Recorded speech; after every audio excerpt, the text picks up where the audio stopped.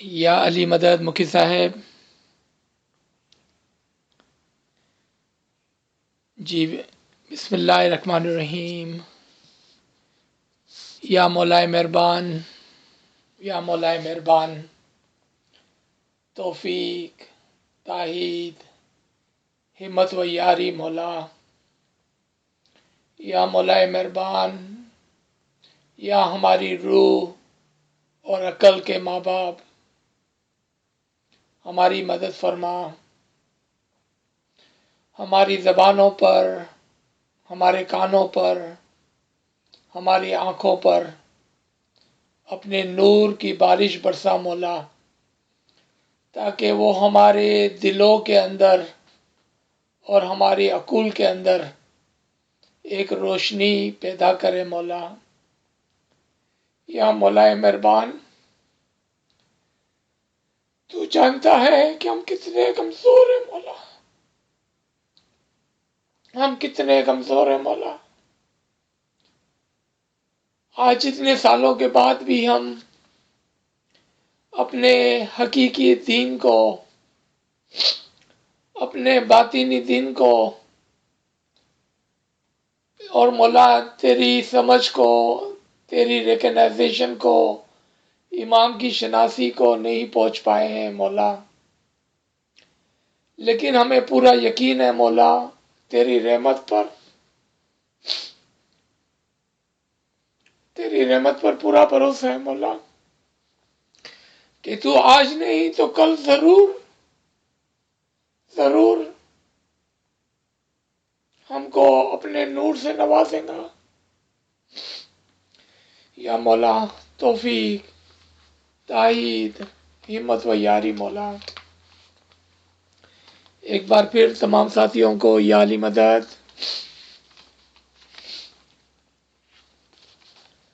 ہم اصول دینی کے فرمان کو کنٹینیو کرتے ہیں آج، اور جو لائن ہم پڑھنے جا رہے ہیں اس لائن کی ایکسپلینیشن، تشریح مولا نے اسی فرمان میں پہلے صفحے کے اوپر کر دی ہے. مولا فرماتے ہیں تم خود خدا کے مرتبے کو سمجھو اور حقیقت کے راستے سے واقف گار بنو، تب ہی تم آزاد ہو سکو گے.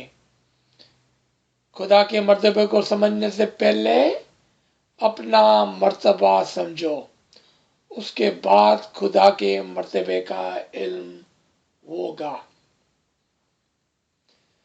اس کے بارے میں مولا نے اسی فرمان کے آغاز میں ہم کو مولا علی کی مثال دیتے ہوئے فرمایا. مولا علی فرماتے تھے کہ جس نے اپنی روح کو پہچانا اس نے خدا کو پہچانا. لیکن اس کے آگے کی جو لائن ہے وہ ہمارے لیے بہت ضروری ہے، جہاں پر مولا فرماتے ہیں، مولا علی کو کوٹ کرتے ہوئے، کہ مولا علی فرماتے تھے جس نے اپنی روح کو زیادہ پہچانا اس نے خدا کو زیادہ پہچانا. یعنی کہ آپ نے دیکھا کہ ایک راستہ ہے، علم، عبادت، اعمال، بندگی، امام کی پہچان، روح کی پہچان، خدا کی پہچان، اور ہم کہہ سکتے ہیں کہ فنا فی امام بھی ایک راستہ ہے. جس نے اپنے آپ کو زیادہ پہچانا اس نے خدا کو زیادہ پہچانا. جس نے اپنے آپ کو کم پہچانا اس نے خدا کو کم پہچانا. آئیں ہم اس کو ایک دو مثالوں سے سمجھنے کی کوشش کرتے ہیں. دنیا کے اندر دیکھیں، ہم کچھ لوگوں کو جانتے ہیں، کچھ لوگوں کو پہچانتے ہیں، اور جن کو ہم جانتے ہیں اور پہچانتے ہیں اس میں سے کچھ لوگ ہوتے ہیں جس کو ہم زیادہ جانتے ہیں اور زیادہ پہچانتے ہیں، اور کچھ لوگوں کو ہم کم جانتے ہیں اور کم پہچانتے ہیں۔ جس طرح سے ہمارے قریب قریب کوئی شخص رہتا ہے، اس کے بارے میں ہم تھوڑی بہت جانکاری رکھتے ہیں، لیکن پوری نہیں، پورا بیک گراؤنڈ، اس کی فیملی، اس کے آبا و اجداد کے بارے میں نہیں جانتے ہیں۔ اسی طرح سے ہماری روح، ہمارے امام اور اس کا نور، میں نے 3 باتیں کہی: ہماری روح، ہمارا امام اور اس کا نور۔ جب ہم اس کے بارے میں سوچتے ہیں یا وچار کرنے کی کوشش کرتے ہیں تو ہم کو بظاہر 3 باتیں نظر آتی ہے۔ کیا نظر آتی ہے 3 باتیں؟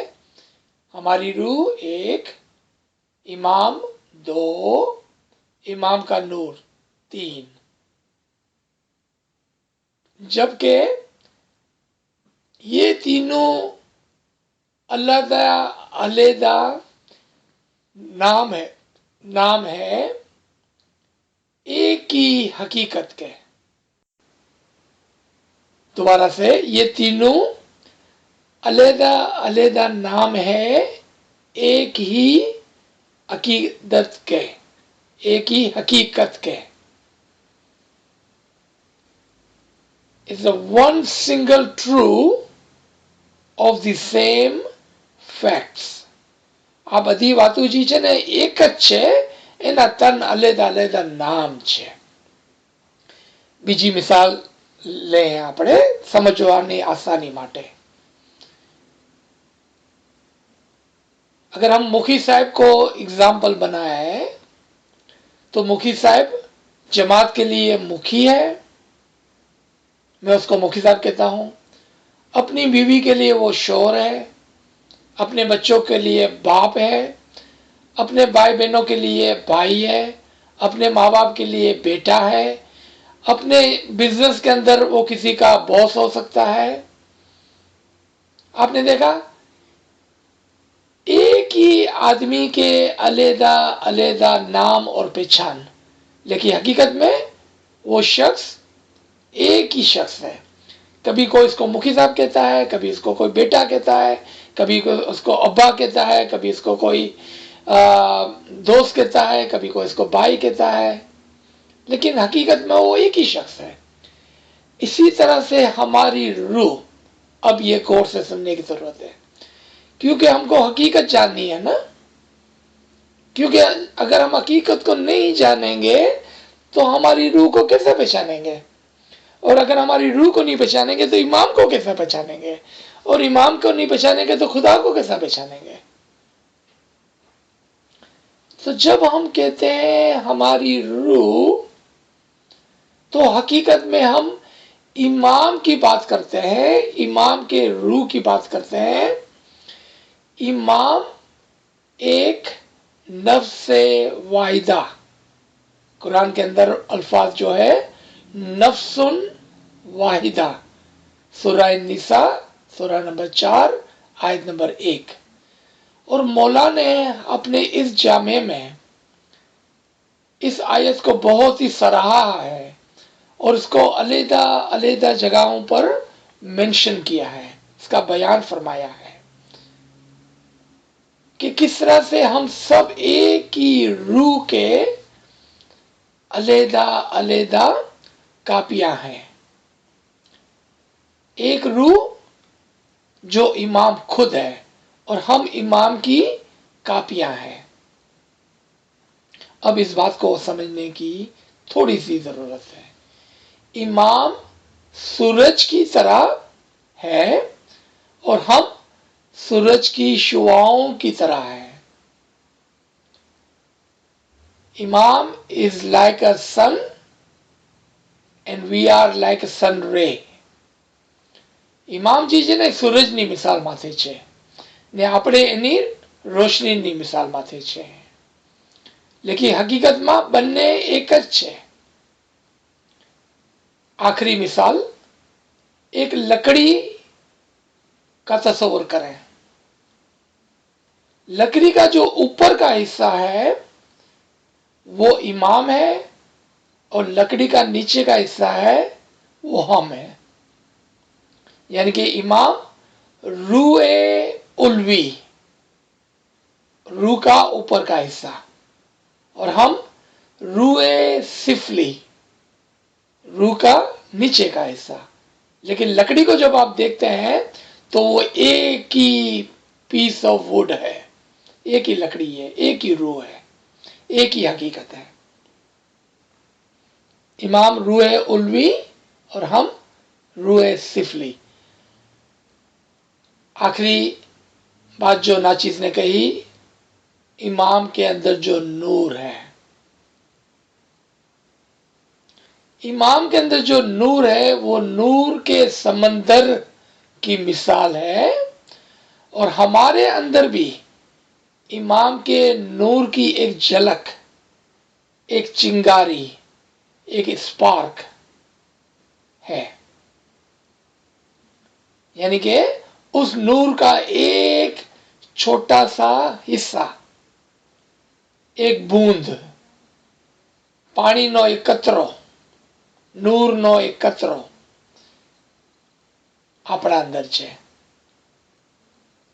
लेकिन अगर आप इस नूर के शोले को, इस नूर के स्पार्क को लेकर किसी कागज के ऊपर फेंकें, किसी कपड़े के ऊपर फेंकें, तो वही कपड़ा और कागज पूरी आग बन जाता है. तो इमाम नूर का समंदर और हम उसका एक कतरा. तो आपने देखा कि किस तरह से तीन अलग अलग नाम एक ही हकीकत के हैं. अब एक और बात नाचीज यहां पर आपके कोशिश गुजार करना चाहता है, आपको समझाना चाहता है कि अगर हमारे अकीदे, हमारे असूल दीन, the concept and the principle of our religion, अगर वो बराबर नहीं है, समझ में फर्क है, तो फिर मसला पैदा होता है. और वो ये है, गौर से सुनना, कि एक जो हमारे कॉन्सेप्ट के अंदर खराबी है, मसला है, आज इंशाल्लाह हम उसको दुरुस्त करेंगे. आपने तीन मिसालों को, हकीकत को सुना और समझा. अब जो खराबी है उसको दूर करने की जरूरत है, और वो ये है कि हम अपने आप को पानी का कतरा, नूर का कतरा, रूह का कतरा तो समझते हैं, लेकिन कौन सी मिसाल पर उसको समझते हैं? हम समझते हैं कि इमाम एक क्लाउड है, एक वादरोज है, और हम बारिश की तरह उस बादल से टूटकर, अलहदा होकर, गिरकर इस जमीन पर आ गए हैं.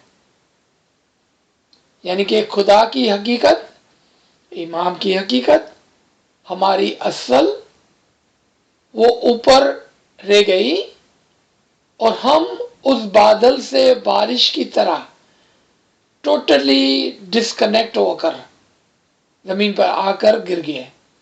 अब हमारा कनेक्शन टूट गया, अब हमारा कनेक्शन टूट गया. और इस कनेक्शन टूटने की वजह से अब हम इमाम के असल में नहीं पहुंच पा रहे हैं किसी वजह से, जबकि ऐसा नहीं है. हम कनेक्टेड है इमाम के रूह से اور امام کے نور کے سمندر سے ایک سورج کی طرح ہے کہ جو کبھی بھی ڈسکنیکٹ ٹوٹتا نہیں ہے، وہ کنیکٹڈ ہوتا ہے، جڑا ہوا ہوتا ہے ہر ہمیشہ۔ ہم بھی امام کے نور سے جڑے ہوئے ہیں، امام کی روح سے جڑے ہوئے ہیں، کبھی بھی اس سے علیحدہ ہو کر نہیں آئے ہیں، کبھی بھی علیحدہ ہو کر نہیں آئے ہیں۔ اگر ہم یہ بات کو سمجھ گئے، دونوں بات کو، کہ ہم اس سے جڑے ہوئے ہیں اور اس کی مثال سورج کی ہے، اور ہم امام سے جدا نہیں ہے جس کی مثال بادل اور بارش کی ہے۔ ہم بادل اور بارش کی طرح نہیں، ہم سورج اور اس کی شعاؤں کی طرح ادھر آئے ہیں۔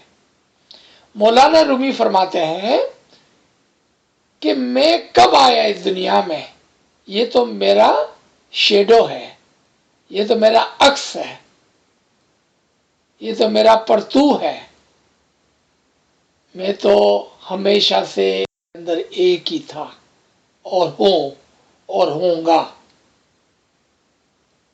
اب اس بات کو سمجھنے کے ساتھ اگر ہم اس لائن کو پڑھتے ہیں تو دیکھیں ہمارے لیے کتنے دروازے کھل جاتے ہیں حقیقت کے۔ تم خود خدا کے مرتبے کو سمجھو۔ શું કીધું؟ તમે પોતે ખુદાના મર્તબાને સમજો. ખુદાના ક્યાં મર્તબાને આપણે સમજે ભાઈ? ખુદાના ઈ મર્તબાને જે આપણા અંદર છે, જેને આપણે રૂહ કહે છે, જેને આપણે નૂરનો કતરો કહે છે. میں اس سے زیادہ اس بات کی ایکسپلین نہیں کر سکتا ہوں، کیونکہ پھر اس کے اندر بہت سارے رازوں کو فاش کرنا ہوگا۔ تو ہم اشاروں کے اندر سمجھ گئے کہ تم خدا کے مرتبے کو سمجھو اور حقیقت کے راستے سے واقف گار بنو۔ آپ نے دیکھا کون سے راستے کی بات ہو رہی ہے؟ وہ راستہ جو سورج کی شعاؤں کی طرح ہے، اس میں سے لوٹ کر دوبارہ سے سورج میں مل جانا ہے، نہ کہ بارش کی طرح زمین پر گر کر سوکھ جانا اور ادھر ادھر گھومتے گھومتے گھومتے پھر دریا میں پہنچنا۔ اس طرح نہیں، یہ بہت لمبا راستہ ہوگا۔ تم خود خدا کے مرتبے کو سمجھو جو آپ کے اندر ہے، تب ہی تم آزاد ہو سکو گے۔ اب یہ آزادی جو ہے اس کے بارے میں ناچیز 1 منٹ لے کر وہ ایکسپلین کرنا چاہتا ہے۔ آزادی خیال کی ہے، سوچ کی ہے اور سمجھ کی ہے۔ اگر آپ سوچ سکتے ہیں، سمجھ سکتے ہیں کہ کس طرح سے آپ آج ہی اسی وقت امام کے روح اور نور کے اندر ایک ہیں، تو ابھی اسی وقت آپ کی آزادی ہو گئی۔ سمجھے آپ کیوں ہو گئی؟ کیونکہ ہم تو کبھی اس سے جدا تھے ہی نہیں، بات ہی ختم ہو گئی۔ اب ہمیں اس کی فکر ختم ہو گئی کہ ہم کس طرح سے امام میں ایک ہو گئے۔ اس کے لیے میں درخواست کروں گا کہ آپ پچھلے ہفتے کے اسی لیکچر کو سنیں جہاں پر فنا فی امام کی بات ہوئی تھی کہ ہم فنا فی امام تو روزانہ کرتے ہیں، فنا فی امام کیا ہے اس کو نہیں سمجھتے ہیں۔ اسی بات کو دوسری طرح سے آج ہم سمجھتے ہیں اور سمجھنے کی کوشش کرتے ہیں کہ جب آپ اپنے اندر حقیقت کو سمجھیں گے، اس سوچ اور سمجھ کے اندر ہی آپ کو آزادی نظر آئیں گی اور آزادی ملیں گی۔ آگے دیکھیں مولا کیا فرماتے ہیں، خدا کے مرتبے کو سمجھنے سے پہلے अपना मर्तबा समझो। खुदा के मर्तबे को समझने से पहले अपना मर्तबा समझो कि आप कौन है, क्या है, और किसकी रूह के साथ है और किसके नूर के साथ है। जब आप उसको समझेंगे तब आप खुदा के मर्तबे का इल्म रखेंगे, उसको समझ पाएंगे। क्योंकि हकीकत बाहर नहीं, आपके अंदर ही है। खुदा बाहर नहीं, आपके अंदर ही है। खुदा का नूर बाहर नहीं, आपके अंदर ही है। अपने खाली एक पगलू आगे વધવું છે, एक कदम आगे बढ़ेंगे हम तो हम उस हकीकत तक पहुंच जाएंगे। एक कदम, सिर्फ एक कदम। क्योंकि ये सफर दूर का नहीं, करीब का है, बाहर का नहीं, अंदर का है। आपके अंदर का ये सफर है। इंसान दिन रात पैसे पैदा करे, नेक काम करे, या फिर मर जाए, उसमें क्या फायदा है? उसमें क्या फायदा? इसी तरह हमेशा बंदगी करने के बावजूद आजादी में ना पहुंचे तो क्या हासिल? अक्लमंद थोड़े से नाराज हो गए इस बात से। आपने सारी जिंदगी बंदगी की, सारी जिंदगी अच्छे अमाल किए, लेकिन आजादी ना मिले तो जो अक्लमंद होगा यीशु कैसे बराबर ना सी हो, वो उसके अंदर खुश नहीं होगा कभी भी। क्या मैं कह रहा हूं कि बंदगी, इबादत और नेक अमाल से ऊपर एक चीज है, और वो क्या है? इल्म और समझ। आप कहेंगे अजीज भाई, आपने पिछले 8-9 लेक्चर के अंदर हमको इल्म, इबादत, अमल, नेक अमल, अच्छे काम के बारे में बताया। आज आप कह रहे हैं कि इससे भी ऊपर कोई चीज है। क्योंकि इल्म के जो दर्जात है जिससे नाचीज ने इसका आगाज किया कि हमें समझना है, ये सोच और समझ, हकीकत की समझ, असूल दीन की समझ, ये वो चीज है जो हमको अच्छे काम करने, अच्छी और ईमानदारी की इबादत करने, इमाम की फरमान बरदारी करने और हमारी रूह को आजाद करने में मदद करेंगी। बल्कि फौरन से अगर ये समझ हमें आ जाती है तो फौरन से हम उस आजादी के रास्ते पर चलने लगते हैं और जल्दी से पहुंच जाते हैं। और जो अक्लमंद होगा वो क्या कहेगा कि अगर मैं इबादत करूं और नेक अमल करूं फिर भी आजादी ना मिले तो मैं खुश नहीं हूं इस बात से। मौला आगे एक एग्जाम्पल देते हैं, तुम्हारे पास गुलाम हो उसे टेढ़ी टोपी पहनाओ और जर्द लिबास बना कर दो, लेकिन अगर वो गुलाम अक्लमंद होगा तो उसे गम होगा और वो कहेगा मैं नाराज हूं। ऐसा क्या होना चाहिए? उसे लाजिम है कि आजाद हो और मालिक से, तब ही अक्लमंद खुश होगा। अब यहां पर एक बहुत ही मौला ने अजीब और गरीब अपनी और हमारी मिसाल दी। क्या कहा? मौला ने यहां पर एक अजीब और गरीब अपनी यानी कि इमाम की और हमारी मिसाल दी है कि हम मौला से कब खुश हो गए। मौला अगर हमको पैसे देगा, घर देंगे, गाड़ी देगा तो हम खुश हो गए, या जब मौला हमको आजादी देगा तो हम खुश हो गए।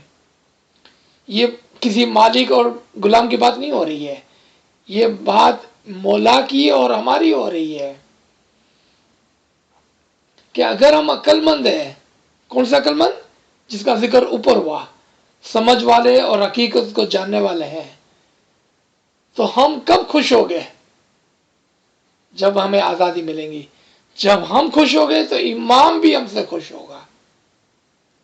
امام ہمارا وہ مالک ہے جو ہم کو آزادی دینا چاہتا ہے، لیکن ہم ٹیڑھی ٹوپی پہن کر، اچھے کپڑے پہن کر، بڑے گھر لے کر خوش ہو گئے ہیں اور غلامی میں پھنس گئے ہیں، مطلب دنیا کے اندر پھنس گئے ہیں، جبکہ مولا اس دنیا میں بہت تکلیف لے کر ہماری روح کی نجات کے لیے آئے ہیں۔ وہ دنیا میں اس لیے نہیں آئے ہیں کہ ہم کو بڑی بڑی گاڑیاں دے، گھر دے ہوئے، یا ہمارے لیے ہاسپٹل بنائے اور سڑکیں بنائے، اسکول بنائے اور دوسرے ہیلتھ ڈپارٹمنٹ بنائے، نہیں۔ مولا یہ کام کرتے ہیں ہماری سماجی ترقی کے لیے، لیکن اس کا اصل مقصد دنیا میں آنے کا یہ نہیں تھا۔ وہ دنیا میں آئے ہیں ہماری روح کی نجات کے لیے، ہمیں آزادی دلانے کے لیے۔ تب ہی عقل مند خوش ہوگا۔ اگر وہ غلام بے عقل ہوگا تو کہیں گا میں غلام ہوں، اچھے کھانے، اچھے کپڑے اور خرچ کرنے کی تمام سہولتیں ہیں، اور اگر میرا مالک مجھے آزاد کر دے گا تو مجھے محنت کرنی پڑے گی۔ تو ہم کس میں خوش ہیں؟ کہ مولا ہم کو دو آشیش کھانا وطن بولے تاکہ ہم زیادہ پیسے والے بن جائے، اور ہم اس کے اندر خوش ہیں۔ کیوں؟ اب یہاں پر ایک اور بات کو دھیان میں رکھیں۔ اگر آپ کو آزادی چاہیے اور مولا آپ کو آزادی دیتے ہیں، سوچ سمجھ اور خیال کی اور حقیقت کی آزادی دیتے ہیں، تو واللہ اس میں بہت محنت ہے، کیونکہ جب آپ حقیقت کو جانیں گے تو پھر سکون سے نہیں بیٹھ سکیں گے۔ آپ کا دل چاہے گا کہ ہم ہمیشہ امام کی یاد میں رہیں، ہمیشہ فرمان برداری میں رہیں، ہمیشہ عبادت بندگی میں رہیں، اور یہ کام بہت محنت کا ہے۔ سنیں، دوبارہ سے اس کو سنیں، مولا کیا فرماتے ہیں؟ اگر وہ غلام بے عقل ہوگا تو کہیں گا کہ میں غلام ہوں، اچھے کھانے، اچھے کپڑے اور خرچ کرنے کی تمام سہولتیں ہیں، اگر میرے مالک مجھے آزاد کر دے گا تو مجھے بہت محنت کرنی پڑے گی اور میں بھوک سے مر جاؤں گا، میرے لیے غلامی بہتر ہے۔ تمام انسانوں کے خیالات ایسے ہی ہیں۔ مولا فرماتے ہیں کہ تمام انسانوں کے خیال ایسے ہی ہے۔ کیوں؟ کہ اس طرف ہمارے لیے دنیاوی آسائش ہے، اس طرف یعنی کہ روحانیت کے سفر میں بہت محنت ہے، بہت محنت ہے،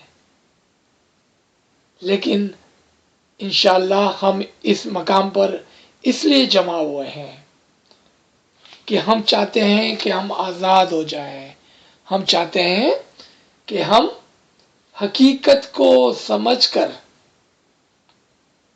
اپنی روح کو آزاد کرا لیں۔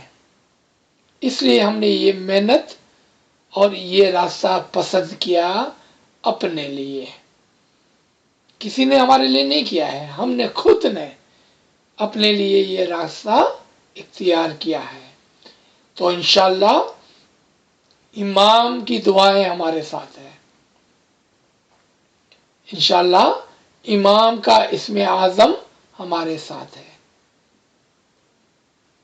اور محنت ضرور ہے، لیکن اس کا جو اجر ہے، اس کا جو صلہ ہے، اس کا جو ثواب ہے، وہ بے شمار اور لا تعداد ہے، اس کو ہم گن نہیں پائیں گے، اتنا زیادہ اس کا فائدہ ہے۔ جب آپ اس مقام پر پہنچ دیکھیں گے تو آپ کو لگے گا کہ دنیا کو بیچ کر ہم نے جو روحانیت کمائی وہ سودا بہت اچھا تھا، دنیا کو بیچ کر ہم نے جو آخرت کمائی ہے وہ سودا بہت اچھا تھا۔ جی آگے مولا فرماتے ہیں ہمارے فرامین تمہارے دل میں نقش ہوتے ہیں یا نہیں ہم مشکل سمجھتے ہیں، وجہ یہ ہے کہ ہم دوسرے خیال میں فرماتے ہیں اور تم دوسرے خیال میں سوچتے ہو۔ یہ ہمارے عقل کے لیے چیلنج ہے۔ مولا فرماتے کہ ہم جو آپ کو فرماتے ہیں اور جو بات ہم آپ کو سمجھاتے ہیں آپ سمجھ رہے ہیں کہ نہیں سمجھ رہے ہیں؟ لیکن ہم تو اور کچھ کہہ رہے ہیں اور آپ اور کچھ سمجھ رہے ہیں۔ ہمارے خیال اور تمہارے خیال میں فرق ہے۔ مولا باطین کی بات فرما رہے ہیں، ہم دنیا کی بات کو سمجھ رہے ہیں۔ اس کی ایک وجہ ہے اور اس میں کوئی پریشان ہونے کی بات نہیں ہے، چونکہ ہم ہر چیز کو ظاہری آنکھوں سے دیکھتے ہیں تو ہمارا جو خیال ہے اور ہماری جو سمجھ ہے وہ دنیا کی چیزوں سے اس کو کمپیئر کرتی ہے، اس کا موازنہ کرتی ہے، جبکہ امام جس نور نظر سے جو باطن کی نظر سے دیکھ کر ہم کو فرمان کرتے ہیں وہ کائنات کو دیکھتے ہوئے، حقیقت کو دیکھتے ہوئے، باطن کو دیکھتے ہوئے فرماتے ہیں۔ چونکہ اس میں ہمارا زیادہ قصور بھی نہیں ہے، اس لیے میں نے کہا زیادہ فکر کرنے کی ضرورت بھی نہیں ہے۔ آستے آستے جیسے جیسے ہماری علمی ترقی ہوگی، ہماری سوچ واضح ہوگی، ہمارے عقیدے کلیئر ہو گئے، ایسے ایسے ہم امام کے فرمان کو سمجھتے جائیں گے۔ پھر کیا ہوگا؟ پھر ہم وہ سوچنے لگیں گے جو امام نے سوچ کر ہم کو بتایا تھا، یعنی کہ ہماری سوچ اور امام کی سوچ ایک ساتھ چلنے لگیں گی۔ ابھی امام کی سوچ سیدھے ہاتھ پہ جا رہی ہے، ہماری سوچ الٹے ہاتھ پہ جا رہی ہے۔ آستے آستے ہم امام کے ساتھ ساتھ اس کے پیچھے پیچھے چلنے لگیں گے اور ہمارے لیے آسانی ہو جائیں گی انشاءاللہ۔ اس کی آگے مولا فرماتے ہیں تم اسماعیلی دین کے معنی نہیں سمجھتے، تم صحیح یقین کے ساتھ سمجھو کہ تمہارا مرتبہ کیسا ہے۔ آپ نے دیکھا اس پیج کے اندر مولا بار بار ایک چیز کے اوپر توجہ دلا رہے ہیں، اور وہ کیا تھی؟ تمہارا مرتبہ سمجھو۔ میں دوبارہ اوپر جا کے وہ لائن پڑھنا چاہتا ہوں کہ تم خدا کے مرتبے کو سمجھو، اور خدا کے مرتبے کو سمجھنے سے پہلے اپنا مرتبہ سمجھو۔ اب یہاں پر مولا کیا فرماتے ہیں؟ تم صحیح یقین کے ساتھ سمجھو کہ تمہارا مرتبہ کیسا ہے۔ آپ سب اپنے اپنے، نہ تو مجھے بولنے کی ضرورت ہے، نہ تو مخی صاحب کو بتانے کی ضرورت ہے، نہ گھر میں کسی کو بتانے کی ضرورت ہے۔ آپ اپنے خود کے دل کے اوپر ہاتھ رکھ کر اپنے نفس سے پوچھیں کہ اے میری روح تو کیا ہے، تیری حقیقت کیا ہے۔ اپنی روح کو پہچانیں گے تو خدا کو پہچانیں گے، اپنے مرتبے کو سمجھیں گے تو خدا کے مرتبے کو سمجھیں گے۔ آپ میری بات کو سمجھ رہے ہیں میں کیا کہہ رہا ہوں؟ آپ اپنے مرتبے کو سمجھیں گے تو خدا کے مرتبے کو سمجھیں گے۔ ایک اور مولا علی کا قول، تم اپنے آپ کو ایک چھوٹا انسان، ایک چھوٹی سی کائنات سمجھتے ہو، جبکہ خداوند تعالیٰ نے تمہارے اندر پوری کائنات سمو دی ہے۔ تم اپنے آپ کو چھوٹا سمجھتے ہو، خدا نے پوری کائنات آپ کے اندر سمو دی ہے۔ پتہ ہے کیا فرمایا مولا نے؟ مولا نے فرمایا تم ہی وکل شہین ہو، تم ہی وکل شہین ہو۔ جو الفاظ ہم امام کے لیے یوز کرتے ہیں کہ ہر چیز امام زمان کے اندر سموئی ہوئی ہے، مولا علی فرماتے ہیں کہ تمہارے اندر بھی پوری کائنات سموئی ہوئی ہے۔ کیا کہہ رہے ہیں مولا ہم سے؟ وہ الفاظ جو ہم امام کے لیے یوز کرتے ہیں، امام ہمارے لیے یوز کرتے ہیں۔ اسی فرمان کے دوسرے صفحے پر مولا کیا فرماتے ہیں کہ تم پیر صدرالدین، پیر شمس، پیر فرشتے جیسے اور اس سے بھی اوپر جا سکتے ہو۔ اس سے آگے ایک الفاظ مولا فرماتے ہیں کہ ایسا نہیں ہے کہ علی کی اولاد ہی اس مرتبے پہ پہنچتی ہے، آپ کے لیے بھی یہ بات درست ہے۔ جس مرتبہ پر امام پہنچتا ہے، علی کی اولاد ہے، مولا فرماتے ہیں کہ آپ کے لیے بھی یہ بات درست ہے۔ آگے مولا فرماتے ہیں جس انسان کا لباس خراب اور میلا ہو، اس کے لباس پر راستے میں تھوڑی مٹی یا کیچڑ لگے تو اسے افسوس نہیں ہوگا، اس کے کپڑے پہلے سے ہی میلے تھے، اس پر کچھ مزید داغ لگنے سے اسے افسوس نہیں ہوگا۔ لیکن جس انسان کا لباس دھوبی کا دھلا ہوا صاف ہوگا، اس کے لباس پر اگر راہ چلتے ہوئے گاڑی کا تھوڑا سا کچڑ لگ جائے تو اسے گھن محسوس ہوگی، کیونکہ اس کا لباس ہمیشہ صاف رہتا ہے۔ وہ کہے گا کہ جلدی گھر جاؤں اور لباس کو تبدیل کروں تاکہ میرا مذاق نہ اڑائے۔ وہ گھر جا کر دوسرا لباس پہن لے گا۔ یہ فرمان ابھی ہماری بہن نے اسی سیشن کے آغاز میں پڑھا۔ اس کے دو علیحدہ علیحدہ معنی آپ کو ذہن نشین کرنے کی ضرورت ہے۔ ایک، یہ لباس ہماری روح ہے، اور اس روح پر ایک بھی گناہ لگتا ہے، لیکن اگر وہاں پر پہلے سے ہی گناہوں کے ڈھیر لگے ہوئے ہیں، مٹی چڑھی ہوئی ہے، کیچڑ لگا ہوا ہے، تو کوئی فرق نہیں پڑتا ہے، ایک اور گناہ صحیح۔ لیکن اگر وہ صاف ہے، پاک ہے، اور ایک گناہ ہو جاتا ہے تو ہم کو بہت تکلیف ہوتی ہے۔ ایک دو دن قبل ہماری ایک بہن نے فون کر کے بتایا کہ اس سے ایک غلطی ہو گئی، اس کو اتنا سکون اس کا چلے گیا، وہ اتنی فکر مند ہو گئی کہ اب اس کا سکون یعنی کہ اس کی نیند چلے گئی ہے، کیونکہ اس نے ایک غلطی کر لی ہے۔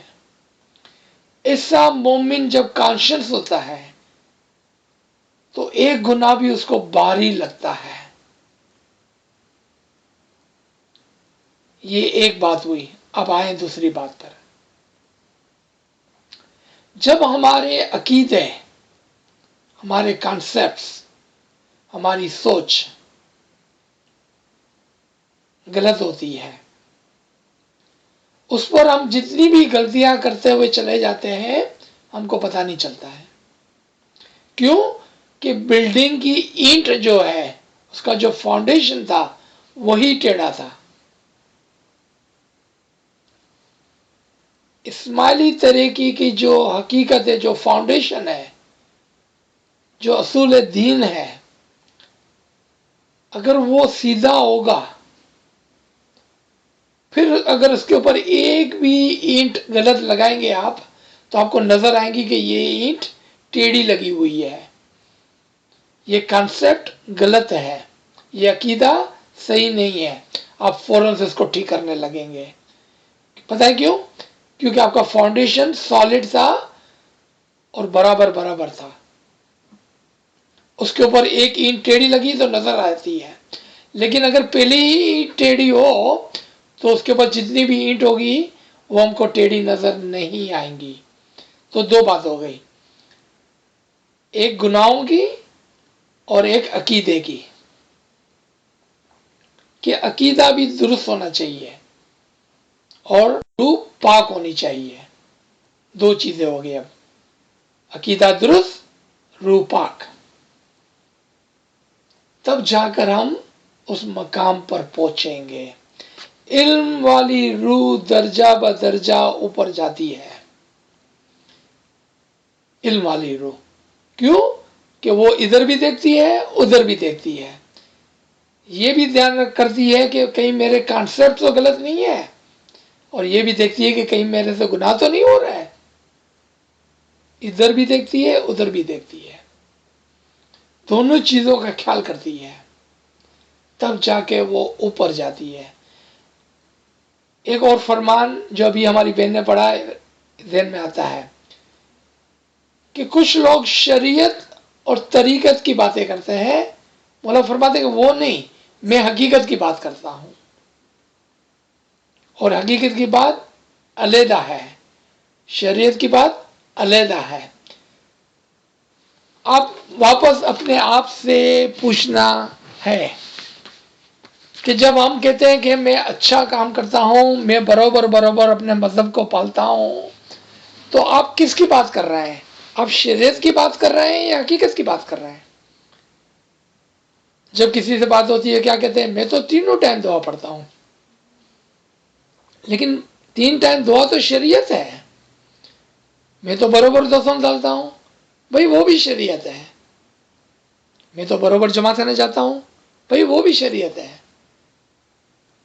جب آپ کہتے ہیں کہ میں برابر سب کرتا ہوں، تو پہلے سوال ہونا چاہیے کہ میں شریعت کو برابر کہتا ہوں یا حقیقت کو برابر کہتا ہوں، کس کو میں برابر کہتا ہوں؟ تو مولانا نے اپنے اسی فرمان میں فرمایا نا، حقیقت کو سمجھنا ہے، حقیقت کو سمجھنا ہے، باطین کو سمجھنا ہے۔ اچھا، آگے چلتے ہیں۔ اس کے معنی سمجھتے ہوئے، کیچڑ سے مراد گناہ ہے، وہ کیچڑ یہ ہے: پرایا مال کھا جانا، پرائی عورت پر نظر کرنا، مردوں کا خیال پرائی عورتوں پر ہونا، فلاں کے 100 روپے میرے پیسوں کے ساتھ ہے میں کھا جاؤں، یہ تمام گناہ کیچڑ ہے۔ مومن انسان اچھا لباس پہنتا ہے، وہ تھوڑے گناہ کرے پھر بھی اس کی نظر میں وہ گناہ بڑے لگتے ہیں، وہ جلد دوسرا لباس پہن لیتا ہے۔ دوست معشوق سے ملنے کی خواہش رکھتا ہے اور اس کا لباس خراب ہو تو معشوق اسے قبول نہیں کرے گا، کہیں گا جاؤ جاؤ۔ اب یہ دوست و معشوق کون ہے؟ کبھی کبھار سوال بھی کرتے ہیں ہمارے بھائی بہن کہ امام سے دوستی یا امام سے عشق، کون سا؟ کچھ لوگ کہتے ہیں پہلے عشق ہوتا ہے پھر دوستی ہوتی ہے، کچھ لوگ کہتے ہیں کہ پہلے دوستی ہوتی ہے پھر عشق ہوتا ہے۔ آپ کو کیا لگتا ہے کیا پہلے ہونا چاہیے؟ ہمارے بازار کے اندر، ہمارے جابس کے اندر، ہماری دکانوں کے اندر، ہمارے جماعت خانے میں ہمارے بہت سارے دوست ہوتے ہیں، لیکن ہم عشق سے کرتے ہیں، اپنے بچوں سے کرتے ہیں، اپنے گھر والوں سے کرتے ہیں، اور اپنے امام سے عشق کرتے ہیں۔ تو دوستی پہلے آئی کہ عشق پہلے آیا؟ عشق تو بہت اوپر کی بات ہے۔ ہمارے طریقے کے جو پلرز ہیں نا، ستون ہے، اس میں سب سے پہلے ولایت کا، علی کی دوستی، ولایت نمبر 1، پھر طہارت، پاکیزگی نمبر 2۔ آپ نے دیکھا جو شخص امام سے دوستی نہیں کرتا یا امام کو اپنا دوست نہیں سمجھتا تو وہ اس سے عشق کس طرح کرے گا؟ پہلے دوستی ہے، پھر اس سے عشق ہوتا ہے. عشق اوپر کی بات ہے، دوستی اس سیڑھی کا پہلا زینہ ہے، فرسٹ سٹیپ ہے. اور جب وہ اس کی روح گناہ سے بری ہوئی ہوتی ہے یا اس کے عقیدے غلط ہوتے ہیں تو وہ اپنے معشوق سے، اپنے دوست سے نہیں، اپنے معشوق سے، کس سے شرماتا ہے؟ امام سے شرماتا ہے، کیونکہ امام ہمارا معشوق ہے. وی لو امام اینڈ امام لوز اس. ہم امام سے محبت کرتے ہیں، امام ہم سے محبت کرتا ہے، تو ہمیں شرم آتی ہے کیونکہ ہمارے روح گناہوں سے بری اور ہمارے عقیدے غلط ہے، ہماری سوچ غلط ہے، تو ہم کو شرم آتی ہے معشوق سے. وہ معشوق کون ہے؟ وہ معشوق خداوند تعالیٰ ہے. خراب لباس وہ گناہ ہے، دن رات کچن میں لیٹے وہ غلام ہے، وہ کبھی آزادی کی طلب نہیں رکھتا. یہ جو تمام فرامین ہوتے ہیں وہ تم سمجھو. حقیقت اور شریعت کیا ہے؟ جو ناچیز نے ابھی آپ کے سامنے اس بات کو رکھا تھا سوچنے کے لیے کہ حقیقت اور شریعت کیا ہے. شریعت وہ ہے جو قرض ہے، اور قرض کیا ہے؟ جو فرض ہے. اور فرض کیا ہے؟ 3 ٹائم دعا، 10 سون، چاند رات کی مجلس. یہ ہماری شریعت ہے. حقیقت کیا ہے؟ اصل کا سوچنا، اصل مقام کا سمجھنا، اصل مقام کا پوچھنا، وہ حقیقت ہے. مولا پوچھتے ہیں سوال، حقیقت اور شریعت کیا ہے؟ یہ اور ہی صحبت ہے، یہ اور ہی کوئی بات ہے. یہ اور وہ کبھی بھی ایک ہونے والے نہیں. کیا کہا مولا نے؟ شریعت اور حقیقت ایک ہونے والے نہیں ہے، بہت فرق ہے اس کے اندر. شریعت شریعت ہے، شریعت جسمانی ہے اور حقیقت باطینی ہے. سنا؟ شریعت جسمانی ہے، حقیقت باطینی ہے. وہ ایک کیسا ہو سکتے ہیں؟ ایک ظاہر ہے، ایک باطن ہے. مولا کے فرماتے ہیں کبھی بھی ایک نہیں ہوگے. یہ کتاب روزے، نماز اور بندگی کو چاہتے ہیں. جو شریعت یہ ہے وہ ظاہری چیزوں کو چاہتے ہیں، وہ ظاہری چیزوں کو چاہتے ہیں، وہ باطن کو نہیں چاہتے ہیں. اس کا باطن سے کچھ لینا دینا بھی نہیں ہوتا ہے. تو میرے خیال میں یہاں پر ہم اس کو روکتے ہیں.